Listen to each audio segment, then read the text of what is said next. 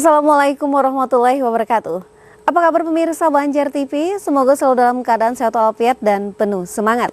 Senang sekali kami dapat menjumpai Anda kali ini dalam Lintas Banua Sepekan, edisi Minggu 28 Juli 2024. Topik-topik penting dan menarik selama satu sepekan ini akan kami hadirkan selama 1 jam ke depan. Bersama Selianti Rizni, inilah dia Lintas Banua Sepekan selengkapnya.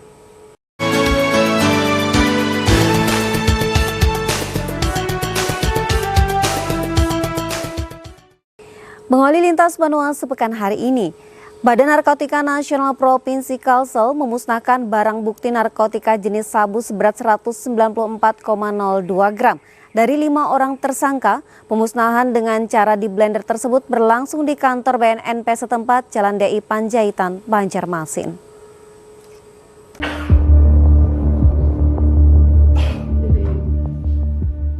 Yang barang buktinya adalah 13,61 dan yang terakhir LKS 10 itu di Gang Jamaah Jalan Sungai Pahalau nomor 29. Beginilah pemusnahan ratusan gram barang bukti narkotika jenis sabu yang dilakukan Badan Narkotika Provinsi Kalsel Rabu 24 Juli 2024 di kantor BNNP setempat Jalan DI Panjaitan, Banjarmasin.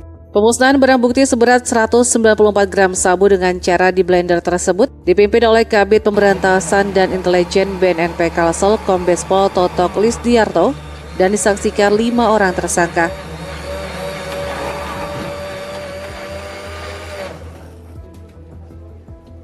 Usai di blender dan tercampur dengan air, hasil blender langsung dimasukkan ke dalam ember besar dan kemudian dibuang ke lubang toilet yang juga disaksikan para anggota dan sejumlah tersangka.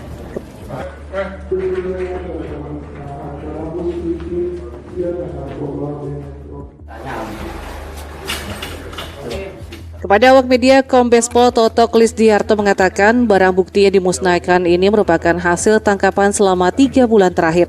Adapun total barang bukti yang dimusnahkan seberat 194,02 gram dengan jumlah tersangka 6 orang, namun yang sudah berhasil diamankan ada 5 orang dan tersisa 1 orang status DPO. Barang bukti 3 bulan terakhir kita melaksanakan itu dan semua ini jaringan ya.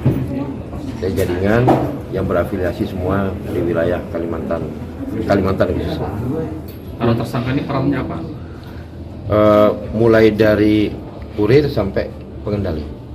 Sejauh ini kenapa kita agak sulit ya, semuanya pakai sistem ranjau. Mungkin di direktorat, makanya kita melaksanakan ini semua dengan kegiatan bukan hanya laporan masyarakat, juga pakai kegiatan yang lain.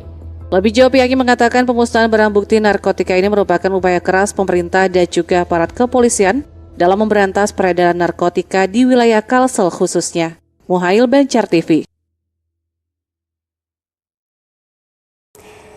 Selanjutnya pemirsa, Legislator DPRD Kota Banjarmasin Matnur Ali menghimbau masyarakat agar berhati-hati dan menjaga keluarga, baik anak, saudara hingga orang tua, supaya tidak ikut coba-coba mengkonsumsi kecubung. Disalahgunakan seperti narkoba, DPRD Kota Banjarmasin prihatin atas fenomena mabuk buah kecubung yang viral belakangan ini. Hal itu diungkapkan Wakil Ketua DPRD Matnur Ali saat ditemui di tempat kerjanya belum lama tadi.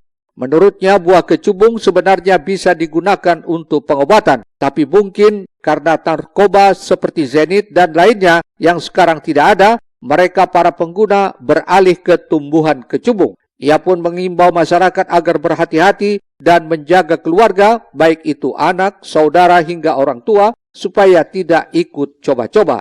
Dikatakan Matnur, efek kecubung ini tidak seperti jenis-jenis obat narkotika lain. Buah kecubung ini apabila dikonsumsi sembarangan bisa membuat orang menjadi layaknya orang dengan gangguan jiwa atau ODGJ. Kayaknya sudah berlangsung lama ya, cuman terdeteksi di media, terekspos, baru ini yang kita lihat. Viral. Saya rasa mungkin begini, tolong masyarakat hati-hati ya, artinya yang mempunyai anak putranya ataupun orang tua sekalipun jangan coba-coba mengkonsumsi yang namanya kecubung.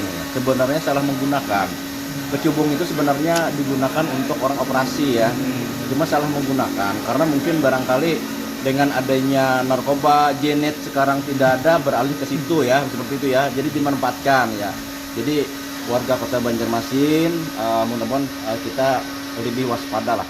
Beberapa jenis obat mungkin bisa dipulihkan efeknya, namun kecubung ini bisa menghancurkan sel saraf. Tim Liputan Banjar TV. Pemirsa, kita beralih ke informasi lainnya. Dalam rangka mensukseskan pemilihan kepala daerah serentak 2024, Dinas Kependudukan dan Pencatatan Sipil Kabupaten Banjar terus melakukan koordinasi dengan stakeholder terkait.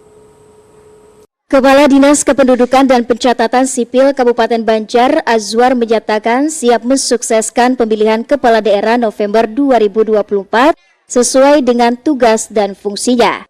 Kewenangan Disduk Capil dalam administrasi kependudukan sangat strategis, pasalnya administrasi kependudukan seperti KTP dan KK menjadi syarat bagi masyarakat tercatat dalam daftar pemilih tetap atau DPT. Terkait permasalahan yang ditemui, Azwar menjelaskan masih ada sekitar 11 orang pemilih di lapas yang belum ditemukan NIK-nya. Untuk itu pihaknya akan mencoba kembali mencek perekaman geometriknya. Nah, terkait dengan kependudukan, jadi ada permasalahan misalnya tadi orang data khususnya di lapas tadi ya, yang agak krusial itu mereka dari 1.500 sekian itu ada 11 penghuni lapas itu yang tidak ditemukan NIK-nya, tidak ada NIK-nya. Nah, kami dari Dukcapil dengan surat dari mereka nanti kita akan coba kembali mencek perekaman ini biometriknya untuk mudah-mudahan nanti ditemukan NIK-nya orang itu sudah pernah perekaman apa belum. Intinya Dukcapil bersinergi dan siap menyukseskan pesta demokrasi daerah ini pilkada dengan Dukcapil Banjar khususnya sesuai dengan tupoksi kita. Melihat capaian perekaman KTP yang mencapai 99% lebih, Azwar meyakini tidak ada pembengkakan KTP, sedangkan potensi pemilih hampir 2.000 orang. Ahmad Ramadhani, Banjar TV. Selanjutnya, proyek penataan pedestrian Jalan Tahap 2 Koridor 4 km 37 yang dilaksanakan oleh Dinas PUPR dan Pertanahan Kabupaten Banjar mengundang keluhan warga lantaran tidak dibuatkan akses penyeberangan jalan sementara. Penataan pedestrian Jalan Tahap 2 Koridor 4 Jalan Ahmad Yani kilometer 37 yang dilaksanakan Dinas Pekerjaan Umum, Penataan Ruang dan Pertanahan Kabupaten Banjar dikeluhkan warga. Dan beberapa hari terakhir, warga dan pemilik usaha yang berlokasi di sepanjang jalan tersebut seperti bengkel servis radiator, jok, aki mobil, dan tambal ban terdampak langsung pengerjaan galian drainase karena tidak ada akses penyeberangan sementara. Keadaan ini membuat pelanggan enggan untuk mampir karena kesulitan untuk parkir dan membuat pelaku usaha mengalami penurunan pendapatan bahkan tidak ada pemasukan. Lagi ganti ban. Terus memang biasa gak kesini? Biasa langganan. Terus ini kenapa mobilnya diparkir pinggir jalan Pak?